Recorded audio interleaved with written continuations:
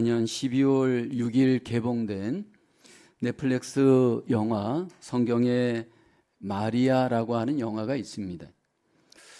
이 영화는 성경의 마리아를 중심으로 만들어진 영화입니다. 성경의 배경을 철저히 기본으로 하고 인간의 어떤 상상력을 더하여져서 만든 영화인데 한번 보시면 굉장히 감동이 있습니다. 이 영화를 보게 되면 동정 여인 마리아가 메시아를 잉태함으로 인해서 겪는 고난이 소개가 됩니다. 마리아가 메시아이신 예수님을 잉태하면서 그는 창녀로 정죄를 받습니다. 그로 인해서 많은 사람들에게 쫓김을 당하고 돌에 맞아 죽을 뻔한 그런 어떤 위험들이 영화에 잘 소개됩니다. 더 나아가서 이제 마리아가 그 잉태한 메시아를 해산할 때 그 해산하는 과정 속에 헤롯 대왕의 위협 속에 그 아기가 죽임의 위험을 받게 되고 그로 인해서 애굽으로 피난 가는 과정들, 겪는 그 여러 가지 어려움들이 영화를 통해서 잘 묘사되고 있습니다. 결국 이 영화는 마리아가 고난을 잘 극복하고 메시아이신 예수님을 잘 해산하고 마침내 성전에 그 아기를 봉헌하는 모습으로 끝이 납니다. 우리가 성경을 보다 보면 가장 주목하는 대부분의 인물은 남자입니다. 믿음의 조상 아브라함도 남자였고 이스라엘을 애굽으로 인도하여 낸 사람 모세도 남자입니다. 이스라엘을 광야에서 가나안 땅으로 인도한 이 여호수아도 남자이고요. 또 왕국 속에서 왕이었던 다윗, 솔로몬 다 남자입니다. 하나님의 말씀을 대언하였던 이사야, 에레미야, 에스겔, 다니엘, 또 요즘 우리가 묵상하는 아모스와 같은 선지자들도 대부분 남자였습니다. 예수님보다 먼저 6개월 왔던 침례 요한도 남자였습니다. 근데 메시아가 이 땅에 오실 때 최대 그 메시아의 약속을 성취하는 도구로서 하나님께서 사용하는 인물 중심에는 또 여자가 있습니다. 이미 지난 시간 우리는 메시아가 이 땅에 오실 때 그 중심에 섰던 여인들, 다말, 룻, 라합, 밧세바, 오늘 본문에 소개되는 마리아까지 여자들을 보았습니다.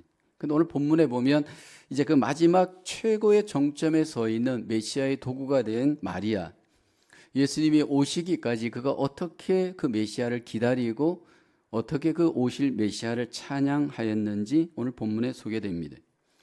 근데 우리가 한 가지 마리아를 같이 나누면서 그의 찬양을 같이 묵상하면서 오해하지 말아야 할 것은 마리아를 숭배하는 것은 잘못된 일입니다.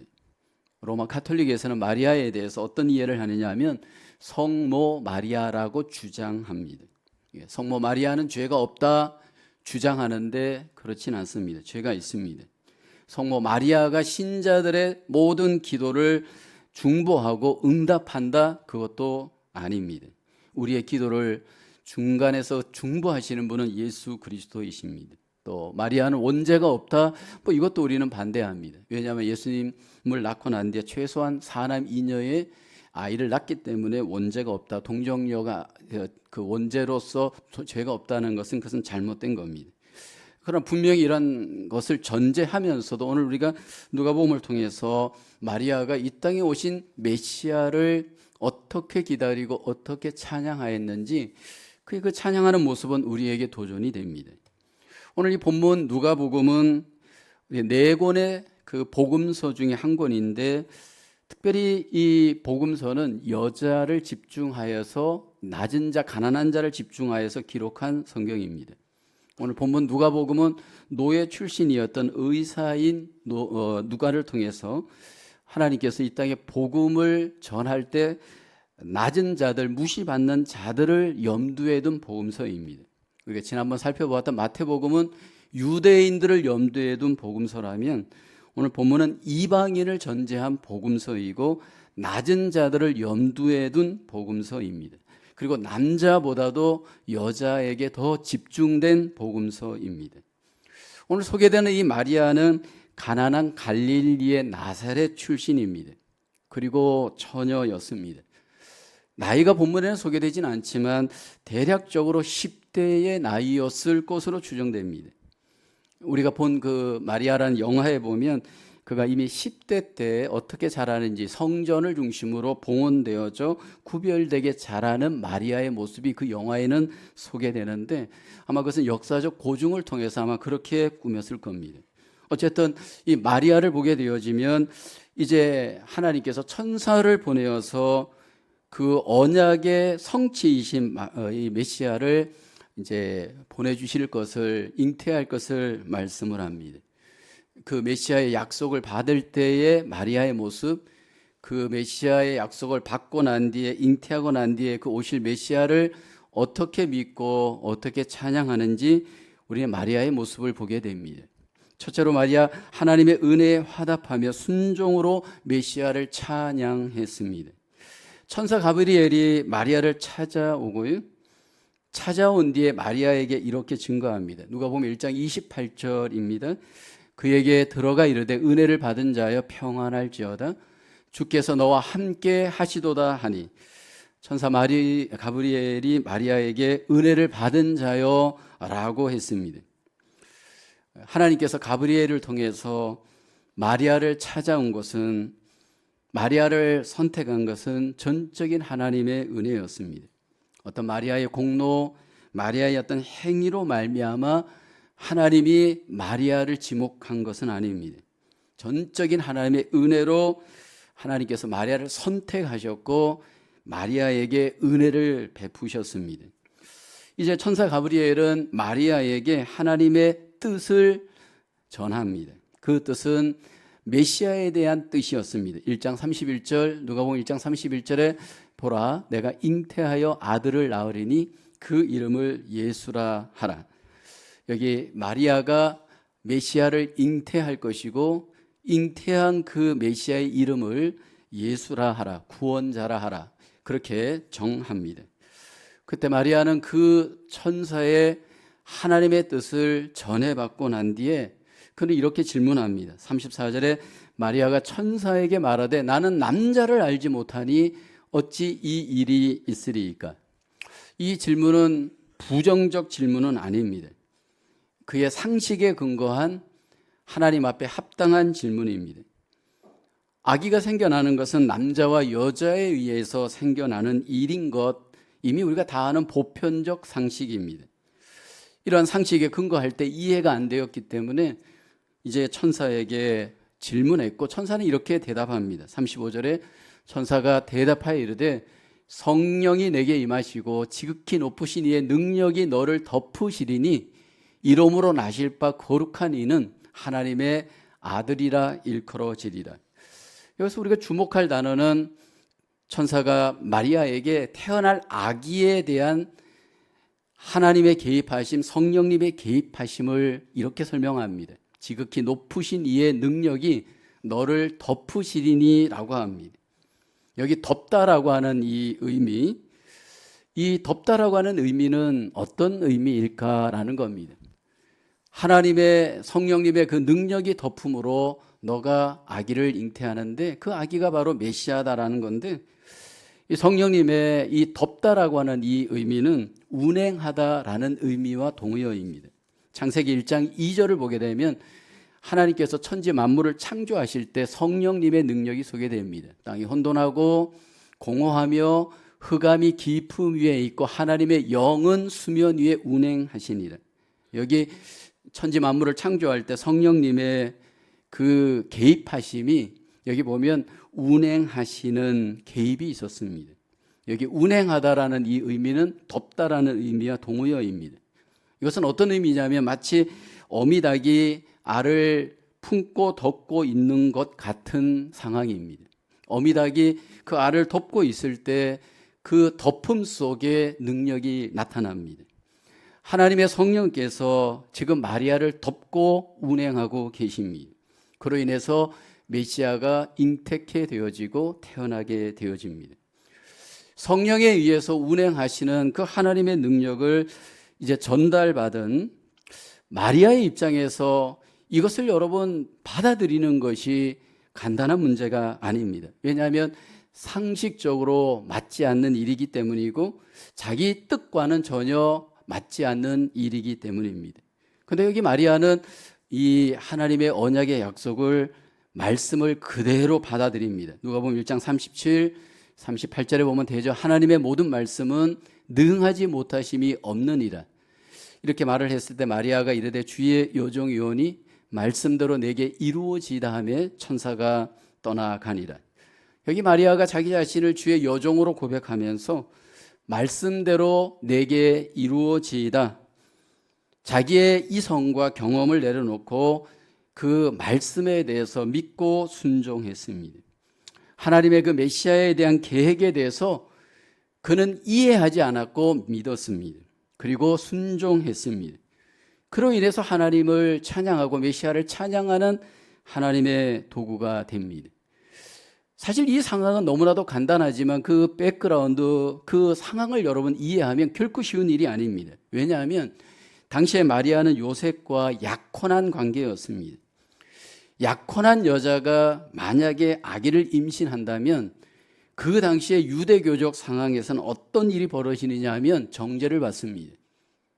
결혼을 하지 않은 그런 처녀가 아기를 낳을 때 간음한 여자로 정죄를 받습니다. 영화에서는 창녀라고 정죄를 받고 많은 사람들이 몰려들어서 그 마리아를 돌로 쳐 죽이려고 합니다.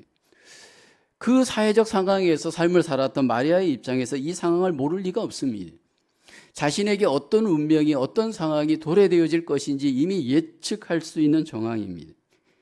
그럼에도 불구하고 그는 하나님의 뜻에 순종하고 하나님의 귀한 메시아를 이 땅에 태어나게 하는 귀한 도구로 하나님 앞에 찬양을 드렸습니다. 말씀대로 내게 이루어지이다 믿고 순종함으로 하나님을 찬양하는 도구가 되었습니다. 여러분, 마리아의 순종을 통해서 나의 순종을 우리가 한번 들여다보기를 원합니다. 마리아는 그 순종의 근거가 하나님의 말씀에 대한 믿음이 전제되었습니다.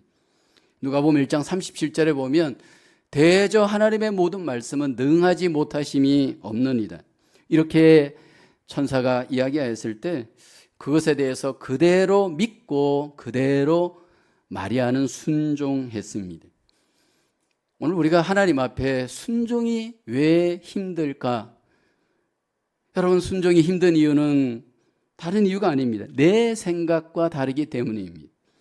내 생각이 더 우선되기 때문입니다. 우리는 대부분 내 생각대로 이해가 되면 우리는 순종하려고 합니다. 그리고 만약 내 생각과 다르면 여러분 우리는 순종하기가 어렵습니다. 근데 우리가 기억할 것은 내 생각대로 모든 것들이 합당해서 하는 순종은 하나님이 원하는 순종은 아닙니다. 그것은 내 야망을 이루는 순종입니다. 예를 들어서 내 생각대로 모든 것들이 충족되어져서 내 생각대로 모든 것들이 합당하여서 한다면 이거는 세상 사람들도 얼마든지 하는 순종입니다. 여러분, 세상 사람들이 얼마나 열심히 공부합니까? 그 이유는 공부에 대한 그들의 생각이 있기 때문인데 그 생각이 옳기 때문에 그렇게 순종합니다. 얼마나 목숨을 걸고 사업을 합니까?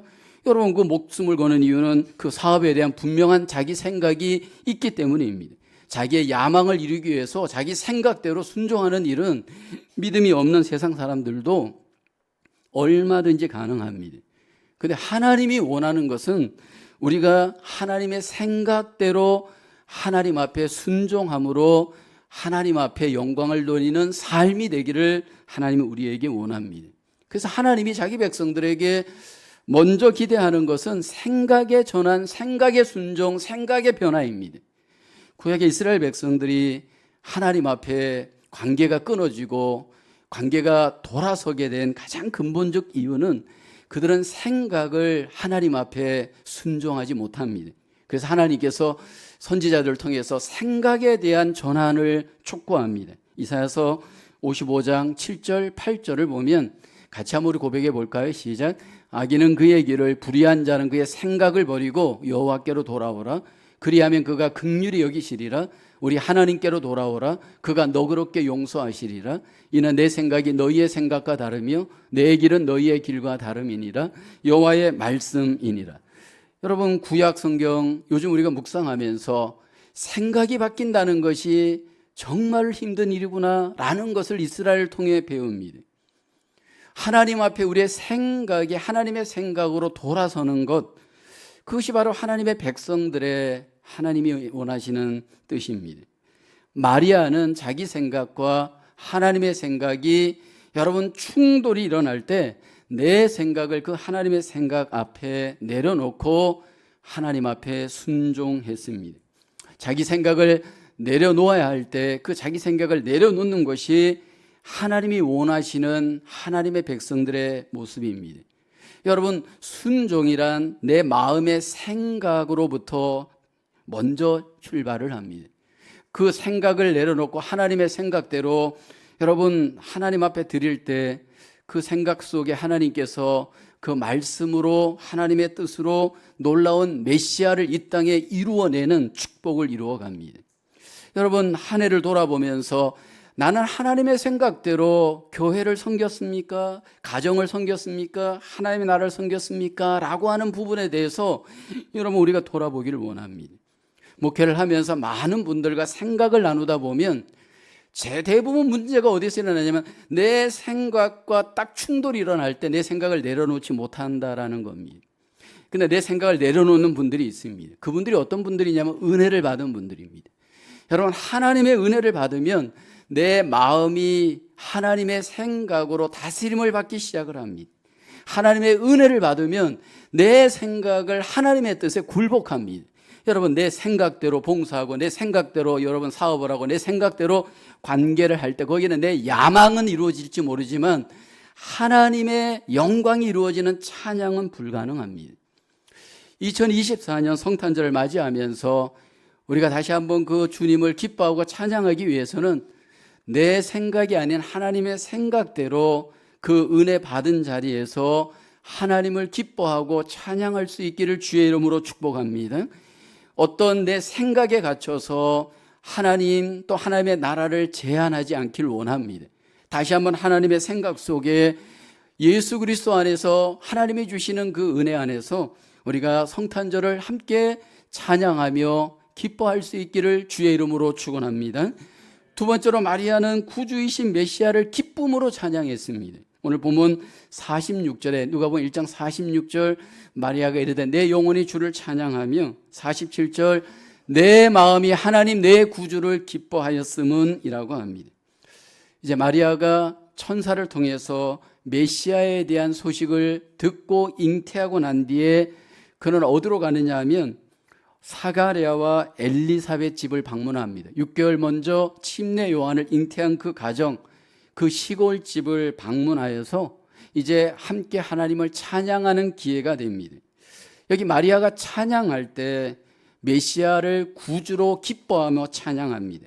자기가 잉태한 메시아가 구주로 오실 것에 대한 기쁨이 그 마음에 확신하였고 그로 인해서 하나님을 찬양하였습니다.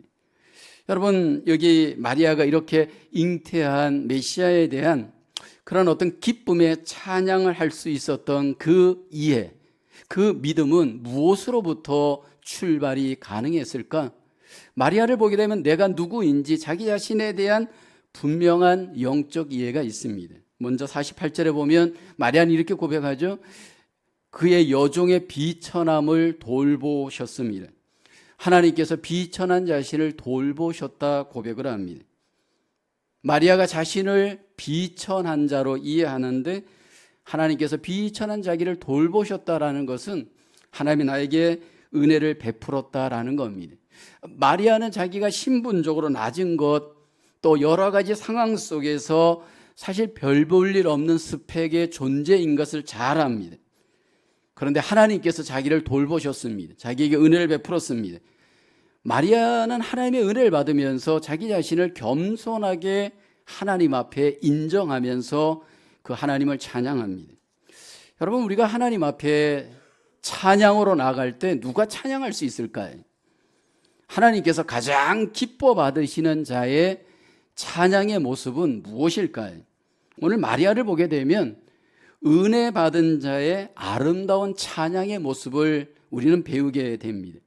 비천한 자신에게 은혜를 베푸시는 하나님, 그 영혼 속에 무엇이 있느냐 하면 감사가 있습니다. 여러분, 찬양은 영혼으로 드리는 우리의 기도이고 고백인데 그 영혼 속에 하나님의 은혜에 대한 합당한 여러분 감사와 은혜가 내면에 충만하지 않으면 우리의 찬양은 하나님 앞에 찬양이 될 수 없습니다. 구약의 시편을 보십시오. 그 시편에 많은 시인들의 시편이 소개됩니다. 근데 그 시편들을 보게 되면 하나님 앞에 찬양을 하면서 자기 이해가 분명히 전제됩니다. 하나님 앞에 내가 어떤 은혜를 받은 자인지, 내가 어떤 자였는지, 비천하고 불쌍한 자기를 하나님이 어떻게 구원하여서 찬양하게 하였는지 그 내면 속에, 영혼 속에 낮아짐의 겸손함이 있습니다. 오늘 우리가 돌아봐야 될 것은 하나님 앞에 찬양을 드리는 자의 기술이 아니고 자세입니다. 하나님의 그 은혜 앞에, 내가 먼저 그 은혜 앞에 받은 은혜에 합당한 영혼의 여러분 겸손함이 하나님 앞에 찬양을 합당하게 드리는 자의 출발입니다. 하나님이 비천한 나를 돌봐주셨습니다.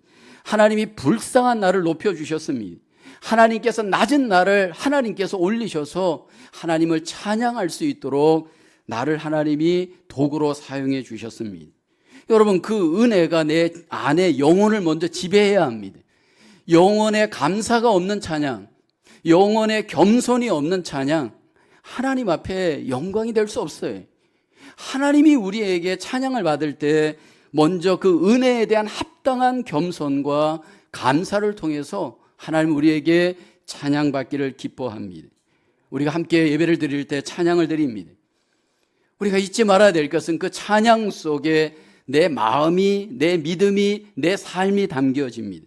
근데 그 찬양 속에 가장 우리가 항상 포함해야 될 마음의 중심은 하나님의 은혜에 대한 감사, 그 감사가, 그 은혜가 여러분 영혼 속에 담겨져 하나님 앞에 드리는 찬양이 되어지기를 주의 이름으로 축원합니다.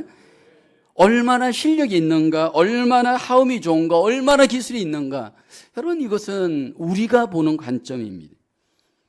하나님 앞에 내가 받은 은혜 안에서 내 영혼이 여러분 감사의 울림, 내 영혼이 은혜의 울림이 되어지면 여러분 그것은 하나님 앞에 합당한 영광이 되어지는 찬양이 되어지는 줄로 믿습니다. 더 나가서 찬양은 기쁨으로 드리는 찬양입니다. 오늘 본문에 마리아가 보면 이게 하나님으로 인해서, 메시아로 인해서 오는 영혼의 기쁨이 그 내면에 흘러넘칩니다. 하나님께서 이제 메시아를 통해서, 자기를 통해서 이루어지는 모든 하나님의 일에 대해서 그 영혼이 기뻐하였습니다. 그 영혼이 기쁨이 묻어있는 찬양, 여러분 그것은 하나님을 기쁘게 하고 하나님 앞에 영광이 되어집니다. 우리가 2024년 성탄절을 맞이하면서 이제 많은 성탄 찬양을 부를 겁니다. 근데 여러분 성탄 찬양이든 어떤 찬양이든 여러분 찬양의 중심에 기쁨이 묻어있는 찬양으로 하나님 앞에 우리가 나아가야 합니다.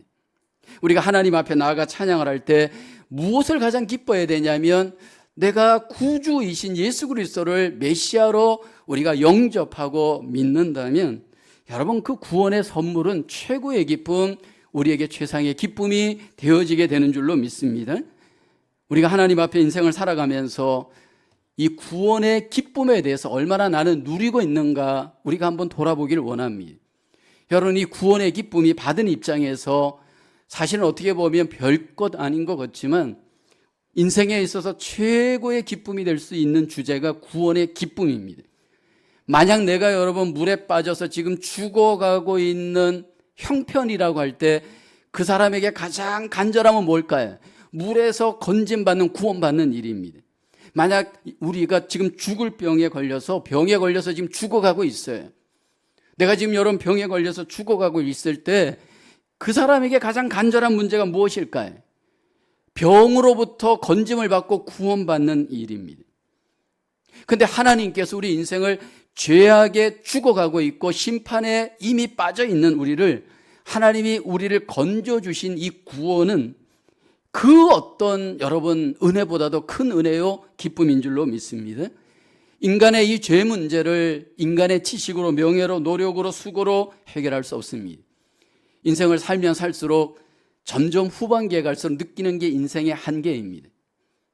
여러분, 우리가 열심히 노력하고 최선을 다하여 하나님 앞에 살려고 하지만 살면 살수록 인간의 한계를 경험합니다. 특별히 이 죄 문제를 극복할 수 없습니다. 여러분, 살면 살수록 죄는 더해지고 그 죄 안에 빠져서 죄가 견고하게 나를 다스리는 모습 노년에 가면 더 느끼잖아요. 여러분, 노년이 된다고 이 죄 문제가 그대로 해결됩니까? 우리 인생 속에 이 죄 문제를 해결하실 수 있는 분은 메시아이신 예수 그리스도를 믿는 일인 줄로 믿습니다. 예수 그리스도를 내 마음에 믿고 내 안에 그 주님이 들어와 내 마음을 지배할 때, 내 영혼을 지배할 때, 여러분, 우리가 죄를 이기고 죄로부터 구원받고 죄로부터 자유함을 얻는 그 구원의 인생, 구원의 기쁨, 구원의 자유함을 우리가 누리게 되어질 줄로 믿습니다. 인생을 살아가면서 가장 우리가 누리고 하나님 앞에 감사해야 될 제목이 있다면 내가 구원받은 것, 그것을 기뻐하면서 그 기뻐하는 구원의 기쁨을 내 인생 속에 누리는 겁니다. 우리가 부르는 찬송가 중에 예수로 나의 구주 삼고 나의 갈 길 다 가도록 오 놀라운 구세주 예수 내 주 이런 류의 구원과 관련된 구원주 예수 그리스도를 찬양하는 여러분 찬송가가 많이 있습니다. 근데 그 찬송가를 만든 이가 누구냐면 화니 크로스비입니다. 1820년 뉴욕에서 태어났는데 생후 6주 만에 그는 이제 눈병에 걸립니다. 이 화니 크로스비가 눈병에 걸렸을 때 의사들이 처방을 잘못 내려서 평생 앞을 못 보는 맹인이 됩니다. 근데 그는 맹인 학교에서 이제 학생으로 자라고 나중에 이제 교수로 자라면서 이제 작가까지 활동하게 되는데 1851년 30대 때 예수님을 내 마음의 구원주로 믿게 됩니다. 부흥회 갔다가 은혜를 받고 자기가 죄인 된 것을 깨닫고 예수님을 내 마음에 나의 죄를 용서하여 주시고 나를 죄로부터 구원하여 주신 구원주로 내 마음에 인격적으로 마음에 영접을 합니다. 예수님을 내 마음의 구원주로 영접하고 난 뒤에 그의 인생이 바뀝니다. 특별히 그 인생 속에 구원의 기쁨을 누리면서 구원의 감격, 그 구원의 기쁨, 그 구원의 소망이 그 삶을 지배합니다. 그 감동을 이제 시로 쓰기 시작하고 찬송을 쓰기 시작하면서 약 8,000편, 95세 돌아가기까지 8,000편의 이 구원과 관련된 예수 그리스도의 시를 짓게 됩니다. 오늘 우리를 돌아볼 때 2023년 한 해 저와 여러분들 속에 구원의 기쁨이 나를 지배하였는가를 다시 한번 돌아보기를 원합니다. 그리고 찬송을 하면서 나는 정말 예수 그리스도를 내 안에 구원주로 고백하고 메시아이신 예수님을 기뻐하며 찬양하고 하나님 앞에 영광을 돌리는 삶을 살고 있는가라는 겁니다. 여러분, 우리는 하나님의 구원의 기쁨을 감사해야 될 하나님의 백성입니다. 다시 한번 저와 여러분 속에 그 구원의 기쁨이 영혼 속에 먼저 여러분 누려질 수 있기를 주의 이름으로 축복합니다. 우리가 찬양을 통해 모든 삶의 예배를 통해서 내 안에 예수 그리스도가 나의 구원주가 되시고 내가 하나님 앞에 구원받은 자로서 메시아이신 그분을 기뻐하며 우리가 하나님 앞에 성탄을 기뻐하며 인생을 기뻐하며 하나님 앞에 영광을 돌리시기를 주님의 이름으로 축원합니다. 세 번째로 마리아 메시아를 통해서 일하시는 하나님을 찬양했습니다.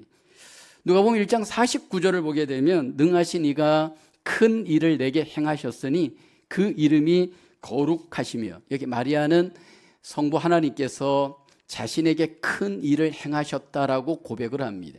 그리고 그 하나님의 이름은 거룩하시다, 그 하나님을 찬양합니다. 여기 여러분 그 찬양하는 그 마리아를 보게 되면 그 안에 신학이 있고 신앙도 있습니다. 우리가 이제 신학교를 가게 되면 신학을 배웁니다. 근데 신학을 배울 때 앞서서 뭐를 배우냐면 신론, 가장 그 신학교에서 먼저 배우는 것이 신론입니다. 그 신론 중에 보면 성부 하나님과 관련되어진 하나님은 누구신가, 하나님의 속성에 대해서 배웁니다. 근데 두 가지의 하나님의 속성이 있습니다. 하나는 절대적인 속성이 있고 또 하나는 도덕적 속성이 있습니다. 그러니까 하나님의 이름 속에, 하나님의 속성 속에 절대적인 속성이 뭐냐 하면 인간은 가질 수 없는 하나님만이 갖고 있는 절대적인 속성이 있습니다. 영원하심, 무소부재, 또 전능하심, 뭐 이런 것들은 하나님만 갖고 있는 절대적인 속성입니다. 이것은 인간은 결코 공유할 수 없습니다. 근데 인간도 함께 공유하는 도덕적 속성이 있습니다. 여기 보면 거룩하심, 긍휼하심, 신실하심, 뭐 인내하심, 이런 성품들은 하나님도 인간도 함께 공유하는 성품입니다.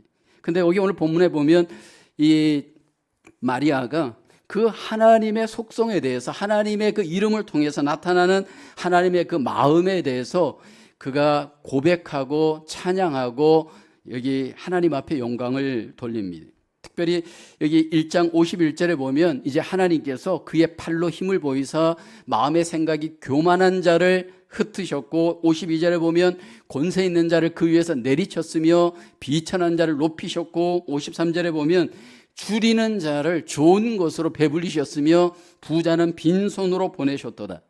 하나님께서 그 성품으로 어떻게 이 땅을 통치하시는지, 이제 성부 하나님께서 그 일을 행하셨지만 메시아를 통해서도 하나님의 행하시는 일에 대해서 여기 마리아는 믿고 찬양을 드립니다. 여러분, 메시아를 통해서 우리가 구원받는 은혜가 가장 큰 은혜이지만 하나님은 그 은혜를 넘어서서 구원받은 자들을 통해 통치하시면서 하나님의 나라를 이 땅에서 이루어 가십니다. 오늘 본문에 하나님의 나라라는 단어가 나오진 않았지만 메시아를 통해서 하나님께서 이 땅에 이루실 그 하나님의 나라는 비천한 자를 높이시고 낮은 자를 높이시고 억울한 자를 해방시키시고 하나님의 전적인 능력이 통치로 나타나는 그 나라가 메시아를 통해서 완성되어질 겁니다. 여기 마리아는 그 하나님의 나라 통치가 이루어지는 그 뜻에 대해서 믿고 찬양하며 하나님께 소망을 돌립니다. 여러분, 우리가 하나님을 찬양하는 데 있어서 가장 전제가 되어져야 될 것이 소망이 있어야 되고, 또 그 소망이 또 우리 속에 이루어지기 위해서는 믿음이 전제가 되어야 됩니다. 우리가 하나님 앞에 찬양을 드릴 때 그냥 입만 뻥긋뻥긋하고, 예를 들어서 무슨 여러분 가사를 잘 외워서 기교를 부려서 찬양하는 것은 의미가 없습니다. 우리 안에 믿음이 전제되어지고 소망이 전제되어진 하나님을 높이고 하나님의 약속을 높이고 하나님의 약속에 대한 우리 속에 소망을 갖고, 여러분 메시아를 통해서 이루어지는 그 하나님의 여러분 주권과 그 나라를 기대하면서 우리는 찬양해야 할 줄로 믿습니다. 성경에서는 우리에게 믿음을 강조하는데 오늘 우리에게 하나님이 약속하시는 그 믿음은 어떤 정의가 있을까요? 히브리서 11장 1절에 보면 믿음을 이렇게 얘기하죠. 믿음은 바라는 것들의 실상이요 보이지 않는 것들의 증거니라고 합니다. 여기 믿음은 우선적으로 바라는 것, 소망하는 겁니다. 그러니까 내가 하나님 앞에 믿는다는 것은 소망하는 것입니다. 믿음으로 소망할 때 실상이 우리 가운데 이루어집니다. 실상이란 실체를 의미하고 바로 증거를 의미합니다. 내가 하나님을 믿고 하나님의 약속을 내가 안에 믿을 때 하나님께서는 그 모든 실상들이 우리 속에 나타나도록 보이도록 일하시게 되어지는 줄로 믿습니다. 그것이 인간적인 입장에서는 기적과 같은 일들입니다. 그런데 하나님께서 성경을 통해 우리에게 반복적으로 통치를 보여주면서 나타내는 것이 사람은 기적이지만 하나님에게는 보편적인 일입니다. 구약의 이스라엘 백성들이 하나님을 찬양할 때 가장 극적인 찬양이 소개되어지는 내용이 있습니다. 애굽에서 구원받은 이스라엘 백성들이 홍해 앞에서 이제 낙심하고 절망할 때 하나님이 그 홍해를 육지같이 길을 내시면서 이스라엘을 구원하신 사건입니다. 인간적으로 볼 때는 거기에 길이 없습니다. 근데 하나님이 길을 만드십니다. 인간적으로 볼 때는 구원이 없습니다. 근데 거기에 구원이 있습니다. 그리고 하나님께서 마침내 통치하심으로 거기에 길을 내시고 구원을 이루실 때 이스라엘 백성들이 그 하나님을 찬양하죠. 출애굽기 15장 6절에 보면 여호와여 주의 오른손이 권능으로 영광을 나타내시니이다. 여호와여 주의 오른손이 온수를 부수시니이다. 오늘 우리가 이 시대를 살아갈 때 여전히 우리에게 적용되어지는 것이 홍해를 가르시고 길을 내시던 하나님이 우리 가운데 일하시는 능력의 하나님, 주권자 하나님이신 줄로 믿습니다. 그것을 우리가 마음에 믿고 소망할 때 여러분 우리 속에 찬양이 고백이 되어지고 증거로 나타나는 저와 여러분의 삶이 되어지는 줄로 믿습니다. 우리를 죄와 사망에서 구원하시고 우리를 통해서 이루실 그 하나님의 나라를 여러분, 저와 여러분들이 믿음으로 기대하며 소망하며 그 하나님을 찬양할 수 있기를 주의 이름으로 축원합니다. 마리아를 통해서 이루어졌던 그 찬양의 기대감들은, 소망들은 사실 오늘 우리에게는 이미 눈으로 경험하는 증거입니다. 2000년 전에 마리아가 막연하게 메시아를 통해 이루어지기를 기대하였던 그 하나님의 일들이 이미 우리 속에는 눈으로 보고 있고 경험하고 있는 산 증거입니다. 이제 앞으로 또 하나님은 그 놀라우신 통치를 이 땅에서 이루시면서 하나님의 구원을 이 땅에 이루시고 하나님의 나라를 이 땅에 이루어 가게 될 줄로 믿습니다. 그러므로 우리가 오늘도 하나님 앞에 다시 한번 찬양을 할 때 하나님만 바라보며 믿음으로 소망 중에 찬양할 수 있기를 주의 이름으로 축복합니다. 장래에 이루어질 그 하나님의 모든 예수 그리스도를 통하여 이루어질 하나님의 나라, 그것을 우리가 마음의 믿음으로 소망하며 찬양할 수 있기를 주의 이름으로 축원합니다. 인간의 모든 형식과 모든 여러분 생각을 뛰어넘어서 이 땅에서 이루실 하나님의 그 뜻, 그 나라를 우리가 마음에 믿고 소망 중에 찬양할 때 하나님께서 영광을 받는 귀한 찬양으로 하나님의 뜻을 이루게 될 줄로 믿습니다. 2024년 우리는 성탄절을 앞에 두고 있습니다. 메시아이신 예수 그리스도를 다시 한번 내 안에 경험하는 기쁨의 성탄절이 될 수 있도록 우리가 함께 준비하기를 원합니다. 먼저 여러분, 내 생각을 내려놓기를 원합니다. 하나님의 생각을 믿고 순종하며 하나님 앞에 순종의 찬양으로 경배할 수 있는 저와 여러분 되기를 원합니다. 그리고 내 안에 기쁨의 찬양이 되길 원합니다. 내 감정의 포로가 되지 않고 하나님이 주신 메시아에 대한 기쁨, 구원의 기쁨을 내 안에 갖고 여러분 그 안에서 누리는, 또 즐거워하는 찬양으로 하나님 앞에 영광을 돌리는 우리의 성탄절이 되기를 축원합니다. 세 번째는 우리에게 메시아를 통해 이루실 하나님의 그 크신 일, 하나님의 나라에 대한 믿음과 소망을 갖고 우리가 찬양하길 원합니다. 우리 속에 다시 한번 하나님이 원하시는 기쁨과 소망과 은혜의 찬양이 우리 속에 넘치며 하나님 앞에 성탄절을 맞이하고 연말을 맞이하며 우리 모두가 승리할 수 있기를 주의 이름으로 축원합니다. 기도하겠습니다. 은혜가 풍성하신 하나님, 우리를 구원하시고 메시아이신 예수 그리스도로 말미암아 우리에게 찬양할 수 있도록 은혜 주심을 감사합니다. 하나님, 내 생각을 내려놓고 하나님의 생각대로 마리아같이 하나님을 기뻐하고 주님을 기뻐할 수 있는 저희들 삶이 되게 도와주시옵소서. 우리의 영혼이 먼저 겸손하게 은혜로 충만하여 우리의 영혼이 주님을 기뻐하며 찬양할 수 있는 저희들 되게 도와주시옵소서. 2024년 성탄절을 맞이하면서 하나님 앞에 다시 한번 구원의 기쁨, 그 즐거움이 회복되게 하시고 영광 돌리는 저희들 삶이 될 수 있도록 우리를 붙잡아 주시고 인도하여 주시옵소서. 감사하고 예수님의 이름으로 기도하옵나이다. 아멘. 다 함께 우리